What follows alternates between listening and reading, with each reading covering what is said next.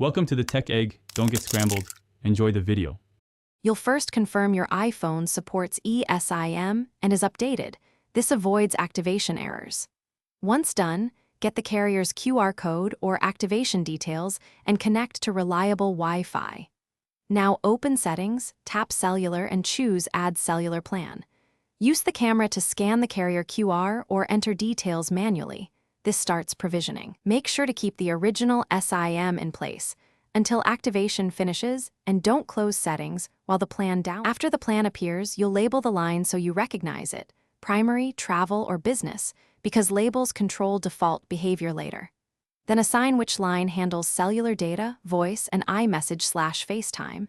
These choices determine billing and network priority. If you plan to roam, enable data roaming for that line. Wait for the carrier to confirm activation. This can take seconds to minutes. Then make a test call and try data. If prompted, follow carrier app prompts to complete setup. Finally, confirm service. Check signal bars, place a call, and load a web page. If you don't see service, restart your iPhone and revisit settings cellular to ensure the eSIM shows active. Once validated, you can remove a physical SIM if switching fully, but make sure no active lines are lost. If activation still fails, reset network settings as a next step. If that doesn't help, contact your carrier and provide your iPhone ID and the activation code for faster support.